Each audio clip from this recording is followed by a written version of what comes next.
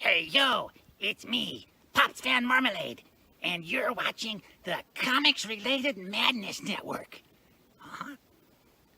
So come get some. CromCon. CromCon.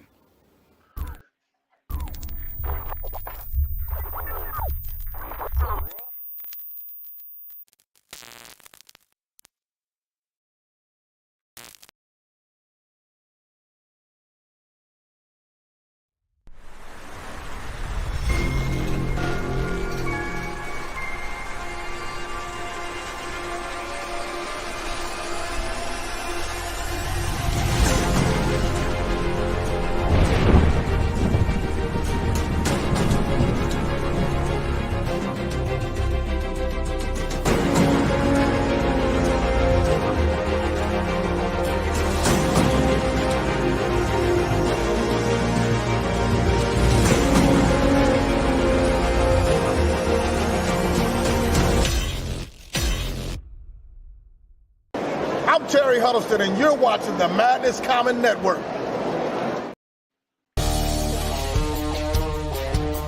The Madness Entertainment Group presents the Madness Comic Network with original programming and additional comic-related content.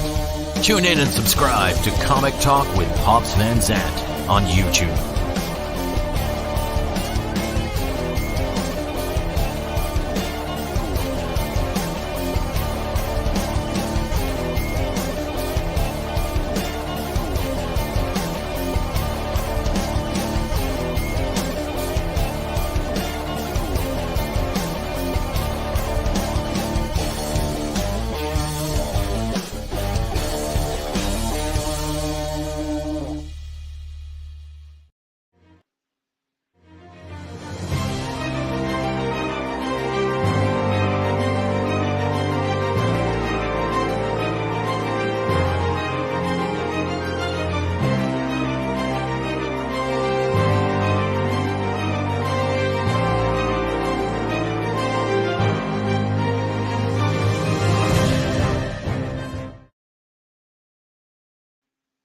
Hey folks, welcome to the Comic Pulp. I'm sorry we're running a little late today, but so today is the anniversary of Pearl Harbor, which kicked off World War II and for the Americans, right? And a lot of our great comic creators like Stan Lee, Jack Kirby, and all of them. Hey, what's up, Pops? Went to fight the war, and then they took their war experience and transcribed it into some wonderful comics. And we're going to talk about that today. And plus some stuff that most people don't know around that time in that era. I'm sorry we don't have a special guest that we normally do. Hey, Glenn. But the thing is what I really want to do is dive into what happened and how it influenced comics for the years to come, especially the way we do art. Now, going back on this day, back when Pearl Harbor happened, what ended up happening is a lot of people, what's up, boldcatstudios, Kirby, who is he? Jack Kirby, Jack the King Kirby, the man, the myth, the legend, the guy that basically changed everything that we do in comics, the way we draw them, the way we, put the camera in there and draw the reader in and making sure there's enough space for lettering. Because before Jack Kirby, we used to be very redundant in comics, right? And I mean very redundant, where we'd have a caption telling you what was going on in the comic, then the action showing you what was going on in the comic, and then the word balloon from the character telling you what was going on in the comic. Jack Kirby is one of the first artists that broke away from that method, that whole mold, and thank God, because now as we read comics, we see that we allow the artist to breathe. We allow them to control the reader's eye, where it goes. But I think I met him a couple of times. Yes, Glenn. And yes, come January, me and Glenn will be talking about that again, about when Glenn and him met up and all this. But back to the story that influenced comics from World War II. So all this craziness went in, everyone was going to the war, and out of Pearl Harbor was the birth of the 442nd. And the 442nd today in U.S. history is not the only, but the highest decorated military unit of all time, with 21 Medal of Honors and the Distinguished Presidential Award. 4,000 Purple Hearts, 4,000 Bronze Stars, you name it. These guys were awesome. And what they inspired was Sergeant Rock. But, which is funny, because though they inspired Sergeant Rock, because Jack Kirby got to serve with these gentlemen, the 442nd was an all-Asian battalion.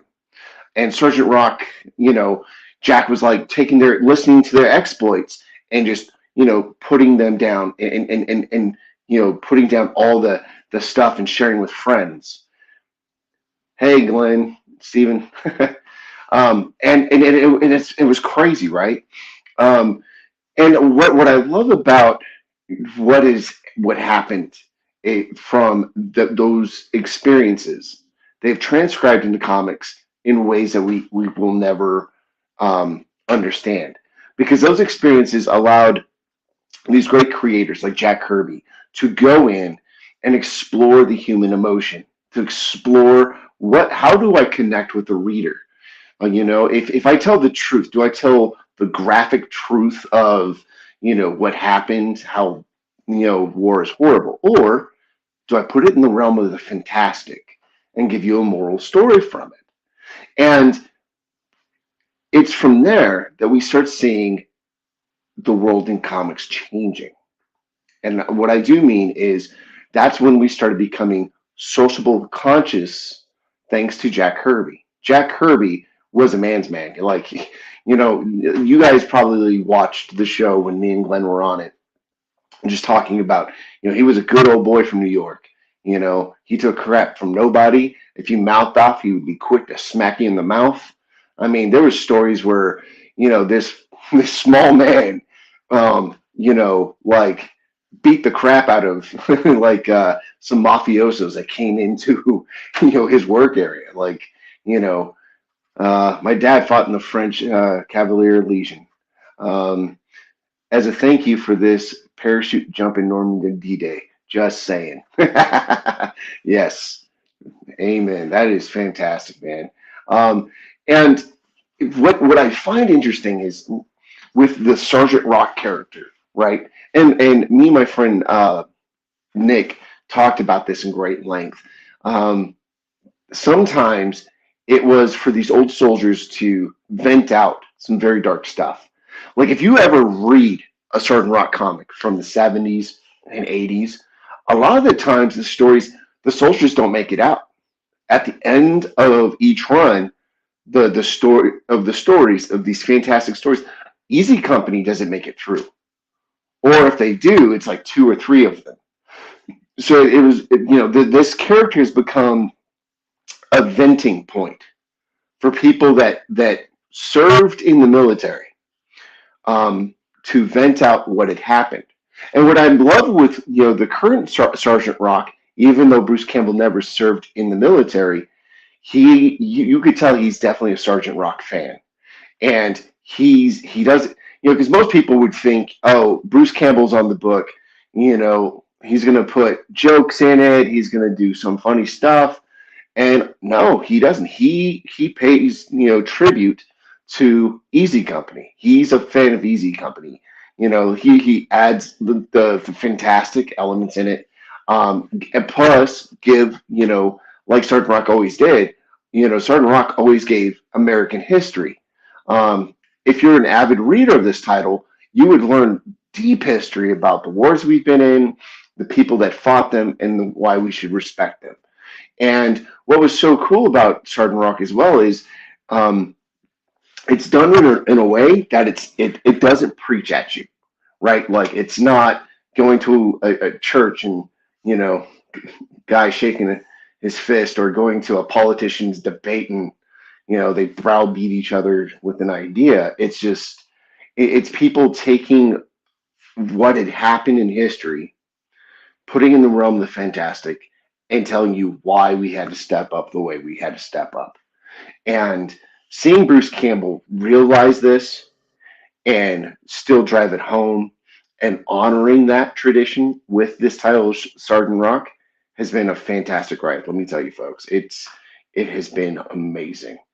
And what and it's this Sergeant Rock, as the years went on, is not the only war comic to do so.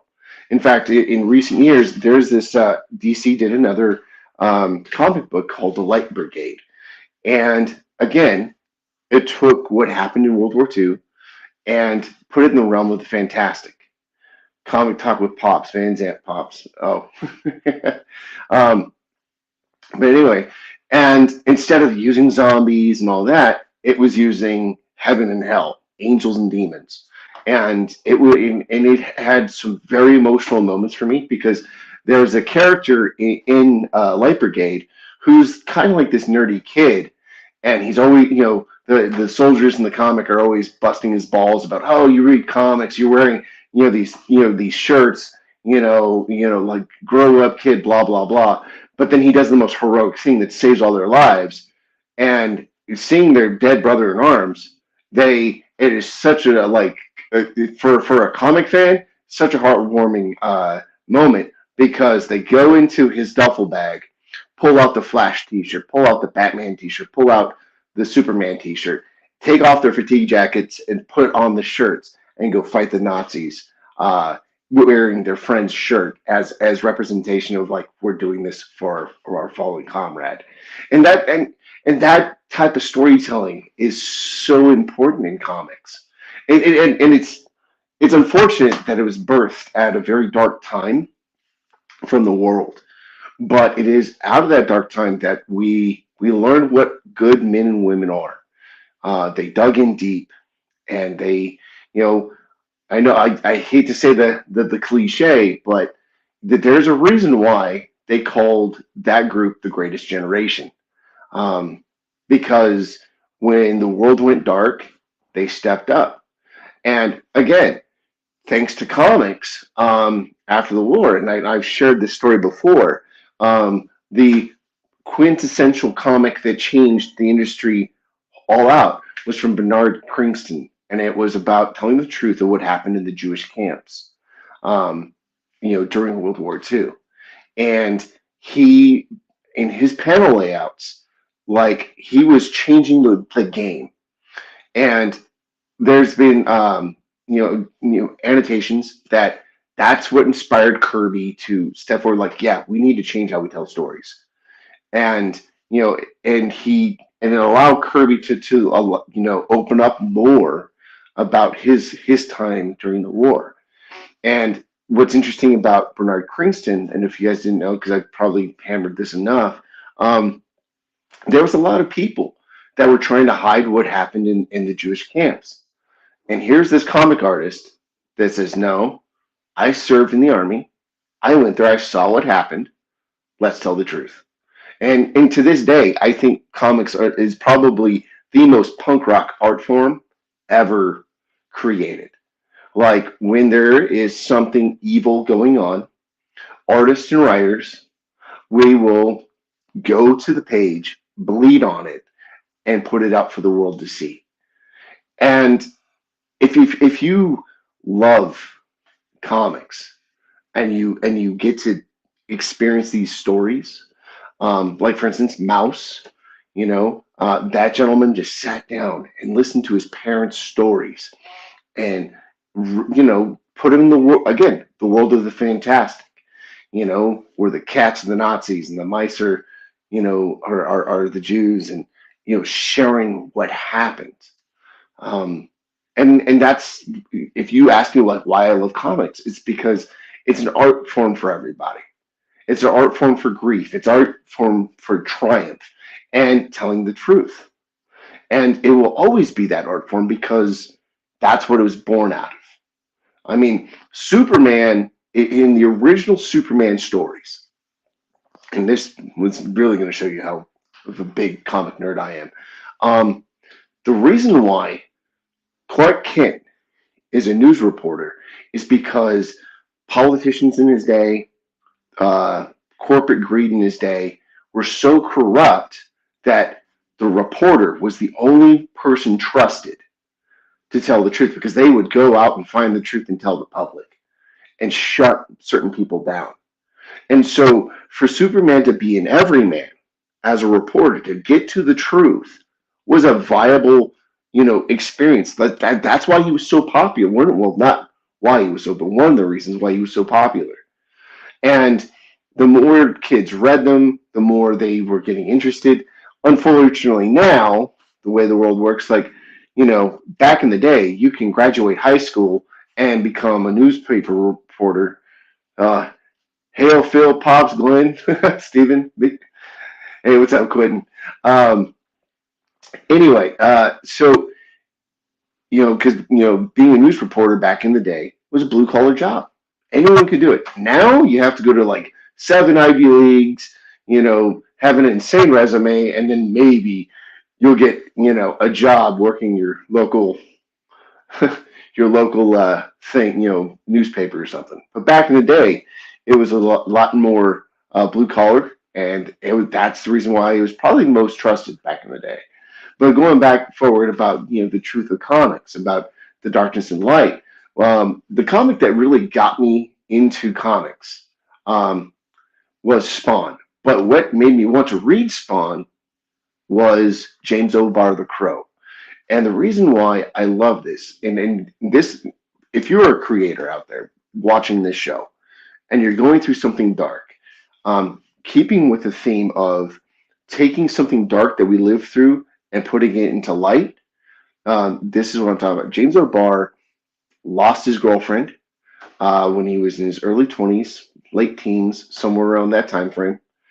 And what ends up happening is he vents it out and creates this fantastic character, this story about this guy, gets murdered with his girlfriend, comes back from the dead and kicks all the dudes' butts, right? Just, and becomes this very gothic hero. December 7th, 1941, the day of infamy. Yes. Today we celebrate Pearl Harbor, exactly, and the birth of the 442nd.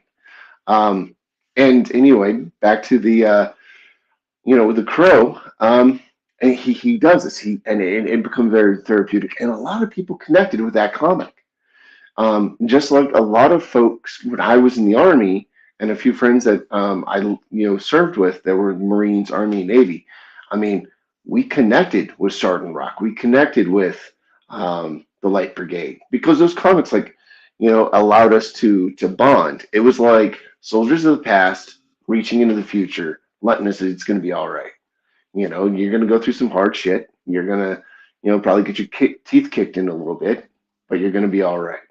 And and to this day, I think the best comic that I read in connection to all of this would probably be the Blackhawks, because when the Blackhawks first started,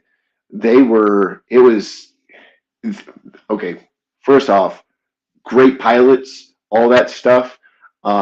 And I'm super happy that Steven Spielberg is finally doing the movie. When it comes out, when they will be finished with it, I have no idea. But the Blackhawks was another wartime thing, and the Blackhawks were the only comic books that outright acknowledged the 442nd by name, and they were covering them through the French Alps, which is pretty cool. Which a lot of aviation units did back then. And what made me really enjoy the Blackhawks, though, is the art in those books really made me want to tear up every piece of art that I ever did, because they were doing stuff like camera angles that I was just like, I would have never thought of. I am not joking. I was tearing up my art left and right and burning it, because and then that led me into getting Jack Kirby, and that's when I really got discouraged because like I seeing what he can do with a punch, man, or a camera angle just for dialogue, just simple dialogue. It made you go like, wow, I drew a talking head very boring. That sucks. And so I had to go back in, retrace, redraw, re-ink, and just keep at it.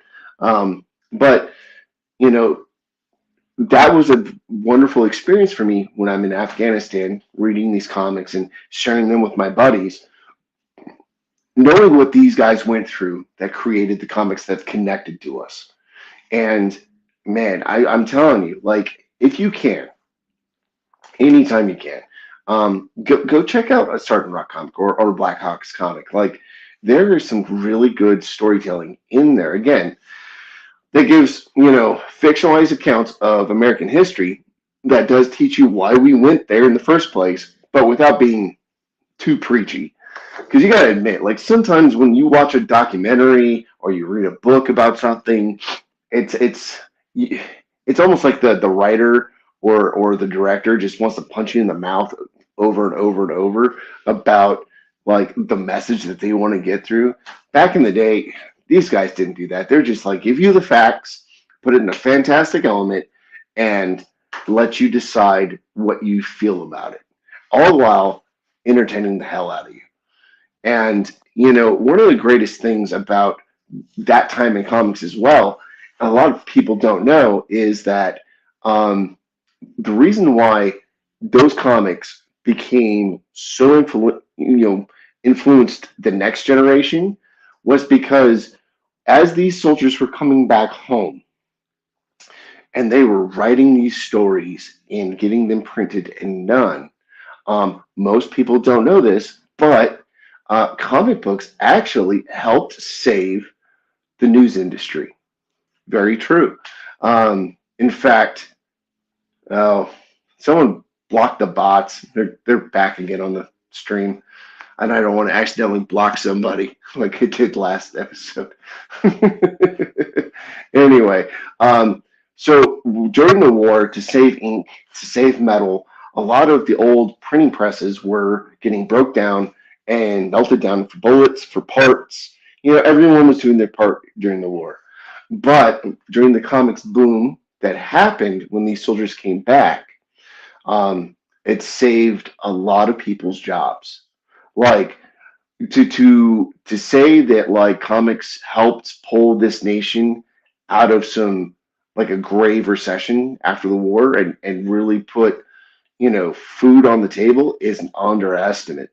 It has been estimated for every printing press that was about to go out of business. So, like, at the time there were 17 in the country. The comics industry saved 10 of them. That's huge. And these are the same printing presses that saved the newspapers, saved the penny savers and all of that back in the day. So that's how impactful these guys' storytelling techniques were. And it was born out of something very dark. It's crazy the level of talent that came from these gentlemen after they served and then went through their thing and were trying to connect with other human beings on a deep level. And because they did this out of the pure goodness of the human soul, it allowed other people, the horny sentinels, very true, very, very true. Anywho,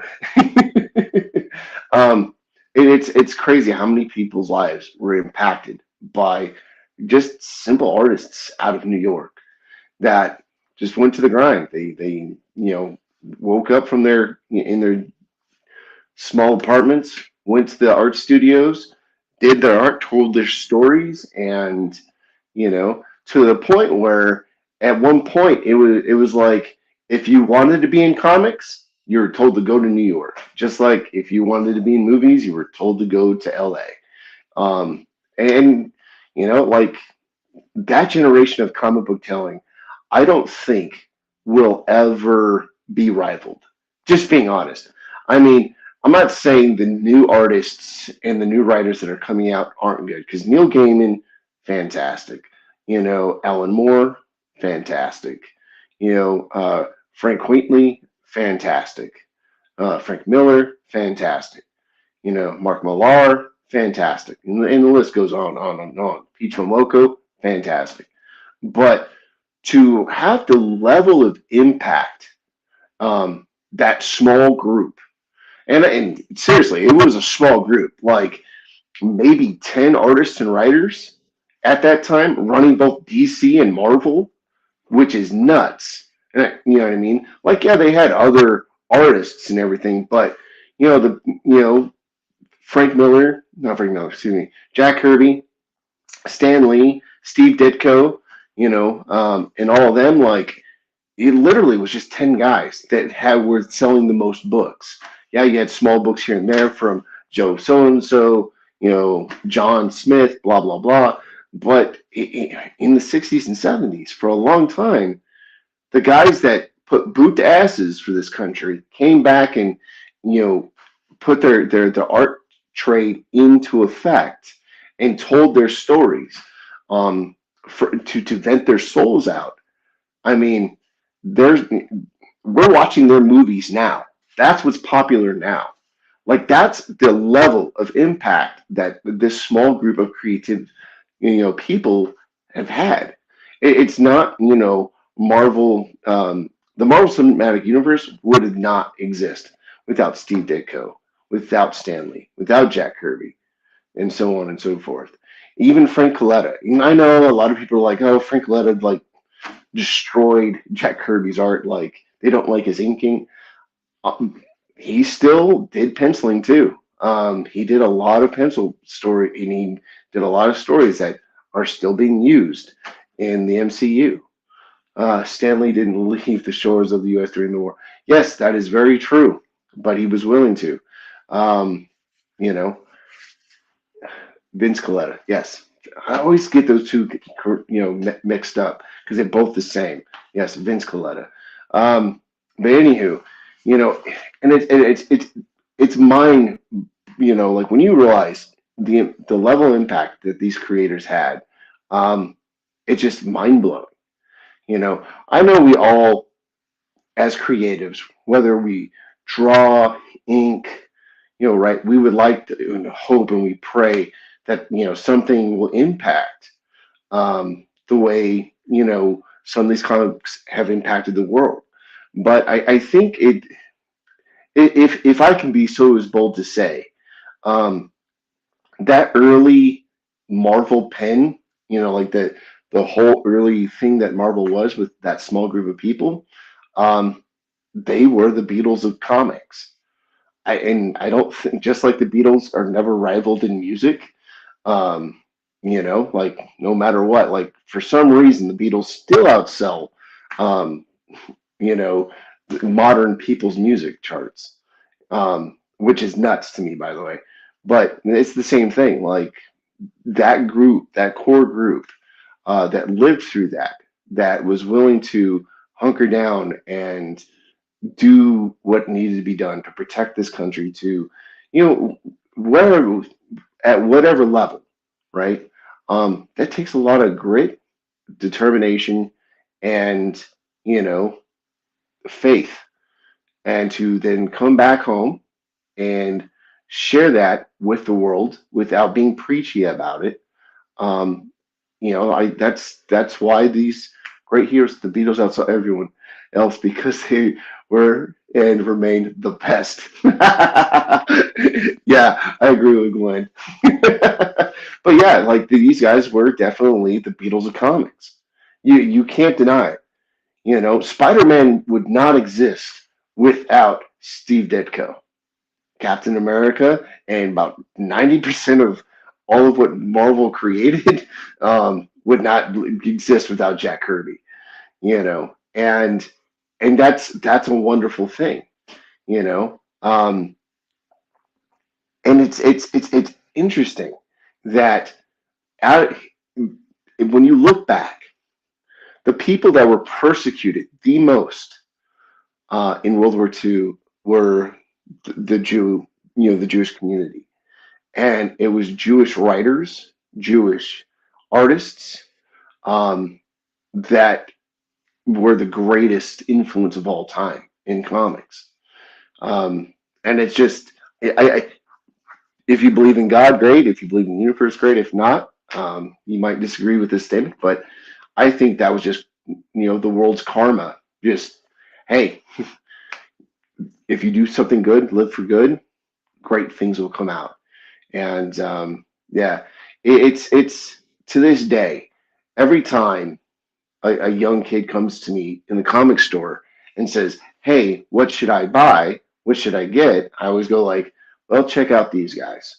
And they go, "Well, why?" Well, it's because they created the world that you're watching now on that TV screen, on your cell phone. They're the ones that made sure that we would have these fantastic, wonderful stories that would impact generations upon generations upon generations. And that's why they still, I find it heartbreaking, though, to be honest, that the original teams in Marvel and in DC from this time, all their creations, they didn't get to own. It was all work for hire, which is, kind of heartbreaking. I mean, it wasn't until I think Neil Adams fighting to get, Siegel and Schuster to get credit for Superman. Like I was reading an article in preparation to this little history lesson in comics that the editor of Superman, who did not create Superman, by the way, went on live radio interview and Lashley's like, "Yeah, I get paid more than the original creators for Superman just to edit a few lines of dialogue a month." And he was getting paid like 50 grand, an issue. And the article said it was 1958. So 50 grand a month in 1958, that's a lot of money. That is a huge, like a stupid amount of money back in the 1950s. So, so when you look back into the history of things, it's very sad that these people that have blessed us with great stories and great characters that every generation get to tap into, tell their version, live, through their turmoil, their frustration through, didn't get to keep their rights of their characters. Why that happened in the industry, I don't know. It still, breaks my mind. Like, I hope someday, the Kirby estate, the Ditko estate, gets rights and royalties for their creations. I mean, I think comics, I can't say that because some movies do that. I just recently found out that Stallone doesn't own the rights to Rocky. He got screwed out of all of the benefits of Rocky. If he wants to do anything with that character, he has to go to the studio and ask permission, which, again, mind-blowing. People create these things and they can't even have the rights to their own characters. It's kind of sad. I if anything, they need to change the law. And unfortunately, in 2017, the Mickey Mouse law was enacted to where, because, Disney was about to lose a ton of their characters due to what's called public domain.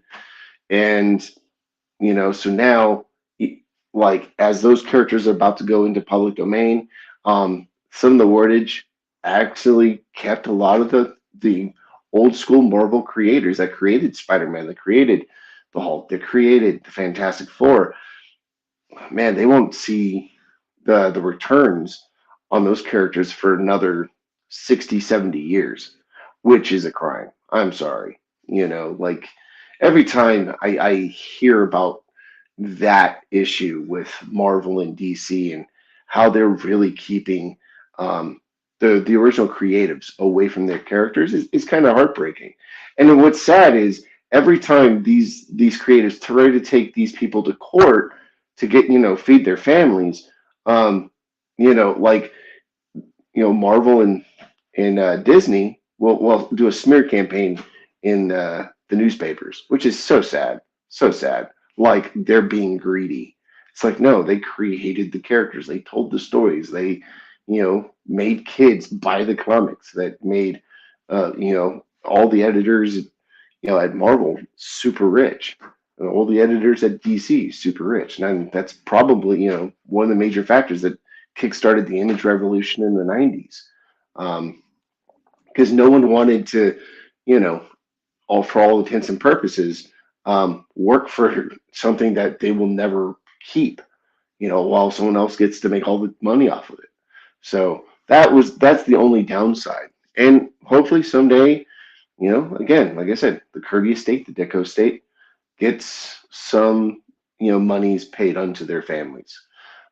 King Features have got it right and fair with model 50-50 split between them and the creator. I think that's fair. No, 100%, Glenn. That is fair. You know what I mean? Because King Features is posting the comic.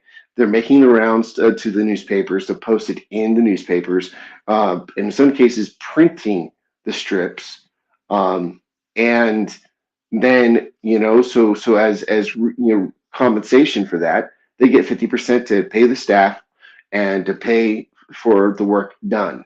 And while the creator gets 50% to pay their bills and put food in the fridge, 100%. And I think that's, I think, was it Image Comics now? They have a great model too, where you get to keep the rights, and I don't know if it's 50-50 or if it's more than, because I know if you go to work for Image Comics, Image Comics itself, the umbrella can offer you a great deal, but the studios that make up Image Comics, if you go work strictly for those studios, they can't give you a better deal than what Image Comics can. They can never compete with the overall brand. So if you want to go work for Skybound, Skybound's contractual agreements will not be Image contractual agreements, because they'll be competing within the house, and the creators of Image don't want that. But yeah, I agree. King Features, as a creative, one of these times when my child comic is done, I'm going to be reaching out to them because of that fact. And it's crazy too, because and very sad to hear with King Features, a lot of their properties are getting kicked out of newspapers. They don't want to print them. So I hope they get new creatives in that company soon that can keep that alive. I know King Features now is looking at other properties, so who knows? I just know, it could be that they didn't update some of the properties that they had well enough, or it could be just the fact that people aren't reading print as much as they used to, but doing an online service that they do still. I mean, they should be making a decent amount of money. So hopefully they turn it around. But yeah, back over to the whole Marvel and DC thing.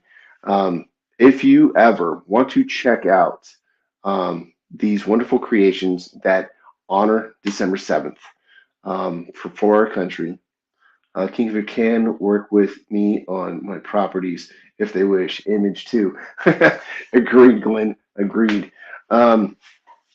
But if there's some comics that you want to check out that pay in honor, homage to December 7th, World War II, and all that stuff, and to get, American history without it feeling too preachy, Blackhawks, Volume 1, Volume 3, Volume 5, trade paperbacks. You can get them on Amazon.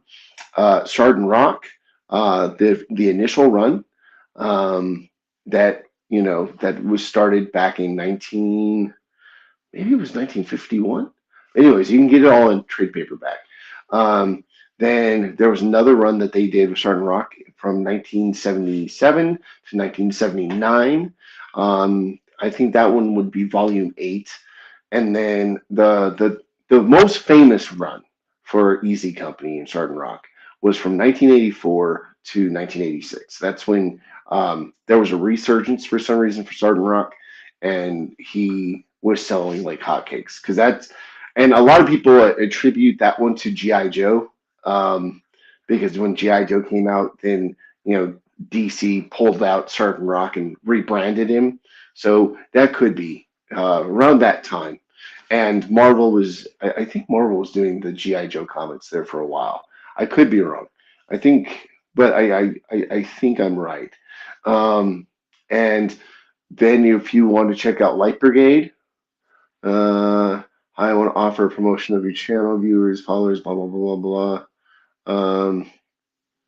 Okay. Thank you, Seems for MVD.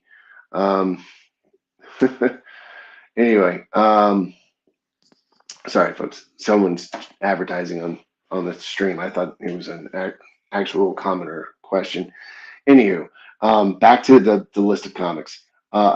Surprisingly, another comic that will probably impact you a little bit was a Wolverine comic that came out in '91. And it was the first time that we realized that he went in World War II. And they covered what happened in Okinawa at that time. Marvel made G.I. Joe. Yep. Thank you, Quentin. I see. I knew. Sometimes with the G.I. Joe stuff, I'm not gonna lie. With G.I. Joe, my memory does get fuzzy because that property changed so many hands. It went from Marvel, then at some point it was over, at over at Dark Horse, and then it bounced back over to Marvel, and then it went over. I forget whatever publisher picked it up, and then then it went over to its current publisher. That now it's getting possibly picked up by Robert Kirkman's publishing team. So we'll see. I don't know, but that property is bounced around like a ping pong ball from publishing house to publishing house, like crazy, man. So that's the only reason why that property to me gets confusing, because it's changed hands so many times. And same thing with Transformers, but then again, that's Hasbro. Like, they go with who's going to make them the most money at that time. So, and hey, best to them, right? But yeah, so if you guys want to check out those comics that pay homage and really deep dive into what happened back then, what these men and women went through, but keep in mind it's going to be told in the realm of the fantastic, so it's not going to be 100% accurate. It's going to take embellishments. It's entertaining, but if you read between the lines, interesting talk, Phil. Gotta run. See you on catch up. Yep. Thanks, Glenn, for tuning in. But anyway, if you want to check these out and don't feel like, again, getting something too preachy, check out these runs. And it was, as a kid, I didn't know what was going on until I talked to my English teacher in 12th grade about it. And he explained it because his father, just like Glenn's dad, served in D-Day and all that stuff. See you. Yep, Quentin just said see you too, Glenn. Hope you're having a good one, Glenn. And that's when I started learning about this art of storytelling in comics, really deep diving and exploring what these comics did. And what's interesting to me is that looking back now, as an older man, I really hope that we can take this type of storytelling and pass it down to future generations to keep it alive. I don't think comics will ever disappear. I don't think because the history of comics is from what I was told by numerous of people. I don't know if it's true, but comics are one of the only of like 3 or 4 art forms that are 100% American made. Like Americans only made 4 types of art forms, and it was invented here. Don't know how much truth that is to that. I mean, people that read manga and comics from other countries will debate that. Don't know.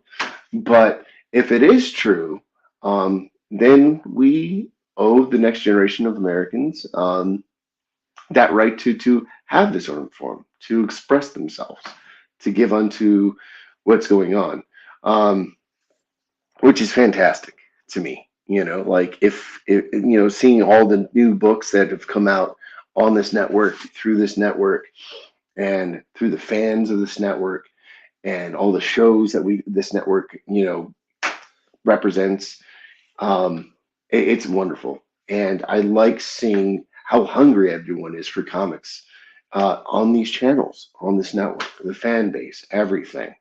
It is quite lovely to see people still picking up comics, reading them, and wanting to be part of this community. I mean, you can't go wrong with, encouraging someone to take a story or a hardship that they had and try to pull the light out and connect with another human being through a comic page. Like, really think about it. Most comics that impacted the world on a great scale came from someone's struggle. And they reached in and pulled out the light, the wisdom, and the hope to share with other human beings. I mean, look at, Spider-Man. Like, by all accounts, I'm surprised Spider-Man has not turned into a supervillain. Like, and they've just, said, screw him being a good guy. He's got to be a supervillain. Like, I'm surprised because that guy has the most tragic life a hero could have. I mean, the death of his girlfriend, losing his marriage, gaining his marriage, losing losing his aunt, and she comes back, and then, losing his friend to drugs. And I mean, go on, he saved the girl, the world dies. Okay. Save the world, you don't get a girlfriend, so on and so forth. Like, the struggle that character goes through on every arc that has been well written by the teams that keep people invested in him, it's just remarkable. But again, that character was born out of struggle. All these characters were born out of struggle that has impacted us. And the greatest struggle this world ever faced was the deep evil threat that happened in World War II that changed this world forever, that helped create these characters so that when we go through our own dark struggles, we open up a Spider-Man comic book, we open up a Fantastic Four comic book, we open up, a Batman comic book, the list goes on and on. And we relate to them because it's coming from one human's life experience connecting with another and pulling them through. And it's a wonderful experience.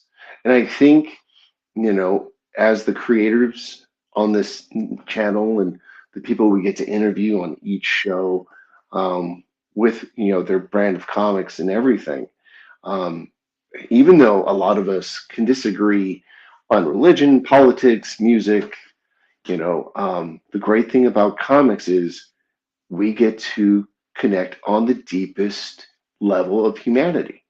And it's fantastic. Life sometimes can get hard. No question about it. And when it does, you remember those who pull you out of that darkness, who answer your phone call at 3 a.m., who, if you got a flat tire at midnight, will come and, change it. And comics literally pays homage to those people, as creatives take a personal life story and put it in this realm of the fantastic, of zombies, of aliens, of superheroes, of cowboys fighting dinosaurs. I mean, you name it. And give us this beautiful story. And we wonder why it's such a popular medium right now for the movies. Like, literally, almost every movie coming out in Hollywood is a comic book franchise. Like, if it doesn't have that hardcore fan base from comics, most people don't want to, touch it. And hey, I get it, man. I get it. Like they're companies, they want to make money, right? But there's a reason why these types of stories connect with people. It's because they were born out of something pure. And with that, I'm going to cut the show a little short today because I went through all the material that in all my notes, so I don't have much to talk to. So I am going to go ahead and run some of the ads that help keep the lights on. 3 a.m. I feel lonely. Matchbox 20. Thanks for the joke, Quentin. Anyway, folks, I really hope you enjoyed this history lesson of comics and how they've changed the world and where these stories came from. And it was fun teaching you. Hopefully, I didn't bore you too much. I wasn't trying to be too much of a boring history teacher today. But just know that every time you guys come in, my goal is to either educate about comics in a way to make you maybe get you into creating your own comic, or read comics that you never would have picked up or never heard of or never would have tried because you just didn't know they existed. And to me, that's exciting because by us, this show is always supposed to be about talking about comics to the point of just the good that comes and inspiring people to go out to the comic shop, pick up something they normally wouldn't read, and keeping comic books alive. That's why this show is on Wednesdays, because Wednesdays is when comics drop. Every new title, every new story that comes out from every publisher comes out on Wednesday, typically. And with that being said, may y'all have a wonderful, fantastic day. Keep reading comics.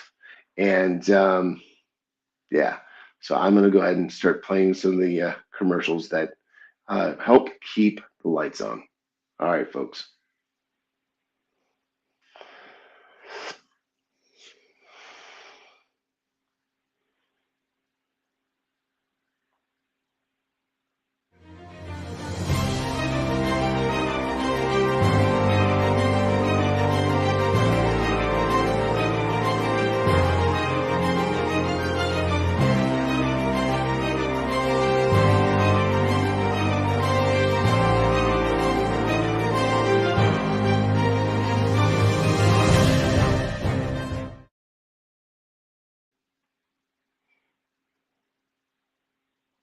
Comic Books for Kids provides comic books to kids in hospitals and cancer centers across the U.S. It's a place where we can all work together to make sure every child has a comic book. 100% of all proceeds go towards the kids. It's about making a difference, and while they're in the hospital, allowing them to fly like a superhero, battle dragons, or rescue teddy bears. We are in every state in the country and now support over 160 hospitals. Every